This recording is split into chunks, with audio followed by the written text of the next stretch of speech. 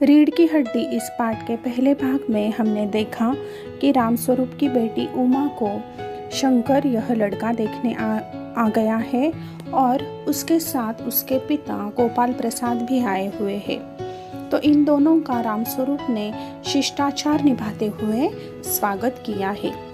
इसके बाद जब रामस्वरूप शंकर से उसकी पढ़ाई के बारे में पूछताछ करता है, तब गोपाल प्रसाद बहुत चालाक और धूर्त आदमी है और वह रामस्वरूप से बिजनेस यानी दहेज की बात करना चाहते हैं। तो इसके आगे का पाठ अब हम पढ़ने जा रहे हैं।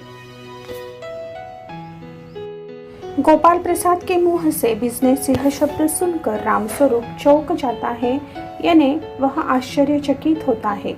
लेकिन बाद में उनकी समझ में आता है कि बिजनेस यानी गोपाल प्रसाद दहेज की बात कर रहे हैं। समझ कर कहते हैं, ओह अच्छा, लेकिन ज़रा नाश्ता तो कर लीजिए। गोपाल प्रसाद कहते हैं, यह सब आप क्या तकल्लुफ़ करते हो, यानी यह शिष्टाचार, यह फॉर्मेलिटीज आप क्यों कर रहे हो। रामस्वरूप हंसते हैं, तकल्लुफ़ किस बात का, यह तो मेरी बड़ी तकदीर है कि आप मेरे यहाँ तशरीफ़ लाए। तशरीफ़ लाना यानी पधारना, यानी आप मेरे घर मेरी लड़की उमा को देखने आ गए, यह मेरी बड़ी तकदीर है। गोपाल प्रसाद अपने लड़के से पूछ रहे हैं, क्यों, क्या हुआ। शंकर कहता है, कुछ नहीं। गोपाल प्रसाद शंकर से बोल रहे हैं, झुककर क्यों बैठते हो, ब्याह तय करने आए हो, कमर सीधी करके बैठो। तुम्हारे दोस्त ठीक कहते हैं कि शंकर की बैकबोन। इतने में बाबू रामस्वरूप चाय की ट्रे लाकर मेज पर रख देते हैं। गोपाल प्रसाद कहते हैं, आखिर आप माने नहीं। रामस्वरूप चाय प्याले में डालते हुए हंसता है, आपको विलायती चाय पसंद है या हिंदुस्तानी। गोपाल प्रसाद कहते हैं, नहीं साहब, मुझे आधा दूध और आधी चाय दीजिए और ज़रा चीनी भी ज़्यादा डालिएगा।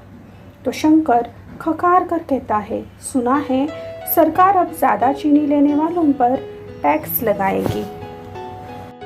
हमारी भारतीय परंपरा के अनुसार जो लोग लड़की देखने के लिए आते हैं, उनके लिए लड़की वालों को अनेक प्रकार की औपचारिकताएं निभानी पड़ती है। सबसे पहले घर की साफ सफाई करनी पड़ती है। लड़के वालों के लिए चाय, नाश्ते और भोजन की व्यवस्था करनी पड़ती है। उनका सम्मान करना पड़ता है। उनके आने के बाद उनकी सेवा करनी पड़ती है। लड़की को अच्छे से तैयार होकर उनके सामने लाया जाता है और लड़की को उनके द्वारा पूछे गए सभी प्रश्नों के उत्तर देने पड़ते हैं। कभी कभी लड़की को कोई गीत गाकर भी सुनाना पड़ता है। और इस प्रकार जब दोनों तरफ से शादी के लिए हाँ होती है, तब लड़की द्वारा ही लड़कों को मीठा खिलाकर, मुंह मीठा करके शादी तय की जाती है। गोपाल प्रसाद चाय पीते हुए कहते हैं, सरकार जो चाहे सो कर ले, पर अगर आमदनी करनी है तो सरकार को बस एक ही टैक्स लगाना चाहिए। रामस्वरूप शंकर को प्याला पकड़ाते हुए, वह क्या। गोपाल प्रसाद कहते हैं, खूबसूरती पर टैक्स। रामस्वरूप और शंकर हंस पड़ते हैं, मजाक नहीं साहब, यह ऐसा टैक्स है जनाब कि देने वाले चू भी न करेंगे। रामस्वरूप जोर से हंसते हुए, वाह, खूब सोचा आपने। वाकई आजकल खूबसूरती का सवाल भी बेढप हो गया है। हम लोगों के ज़माने में तो यह कभी उठता ही न था। तश्तरी गोपाल की तरफ बढ़ाते हैं, लीजिए। गोपाल प्रसाद समोसा उठाते हुए, कभी नहीं साहब, कभी नहीं।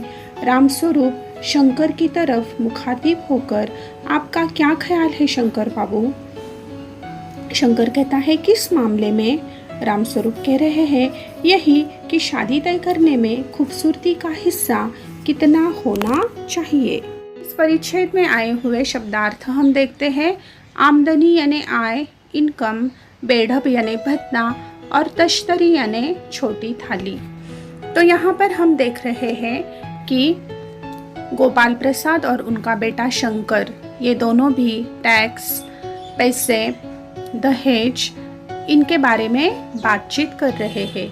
और यहाँ राम प्रसाद को ऐसे लग रहा है कि शायद शंकर यह आधुनिक ख्यालों वाला व्यक्ति होगा और वह दहेज के खिलाफ होगा। लेकिन वे पूरी तरह पहचान लेते हैं कि शंकर अपने बाप के इशारों पर चलने वाला व्यक्ति है।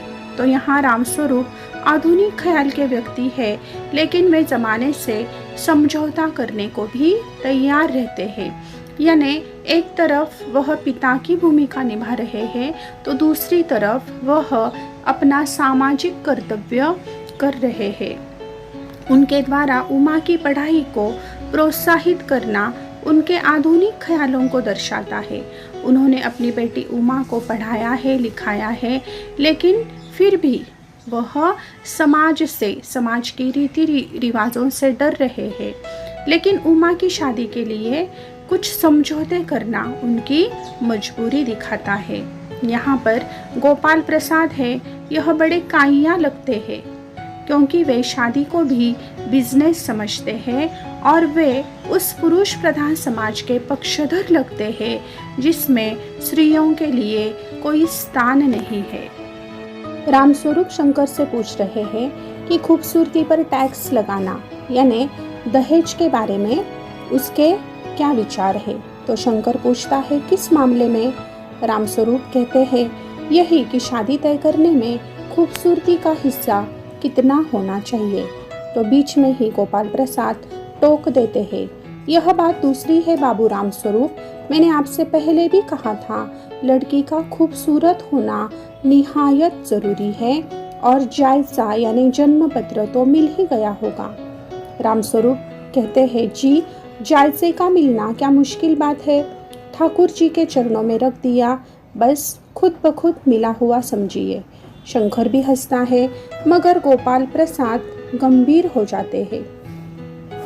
गोपाल प्रसाद कहते हैं लड़कियों को अधिक पढ़ने की जरूरत नहीं है, सिलाई पुराई कर ले बस। रामस्वरूप हंसते हैं, मेज को एक तरफ सरका देते हैं, फिर अंदर के दरवाजे की तरफ मुंह कर जरा जोर से अरे पान भिजवा देना। उमा पान की तश्तरी अपने पिता को देती है। उस समय उसका चेहरा ऊपर को उठ जाता है और नाक पर रखा हुआ सुनहरी रिम वाला चश्मा दिखता है। बाप बेटे चौक उठते हैं। चौक उठना यानी आश्चर्यचकित होना। गोपाल प्रसाद और शंकर एक साथ चिल्लाते हैं चश्मा।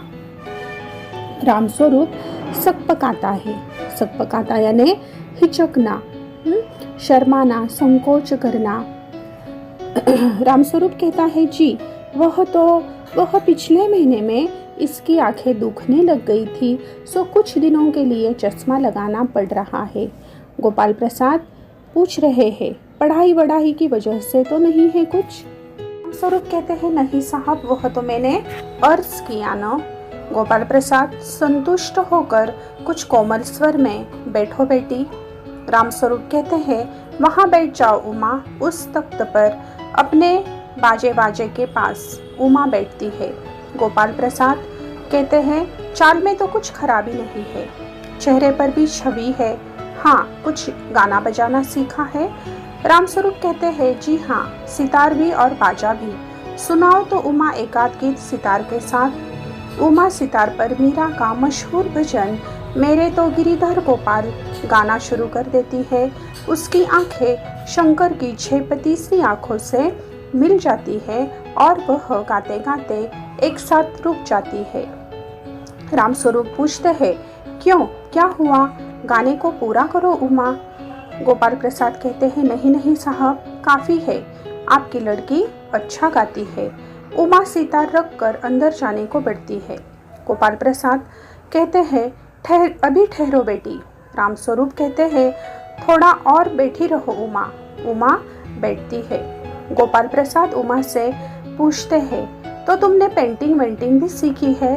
लेकिन उमा चुप है। उमा गोपाल प्रसाद और शंकर के लिए नाश्ता लेकर आती है और जैसे ही वह नाश्ता देती है उसके नाक पर सुनहरी रंग का जो चश्मा है वह गोपाल प्रसाद और शंकर को दिखाई देता है और यह देखकर दोनों ही सकपकाते हैं, गड़बड़ाते हैं, चौंक जाते हैं।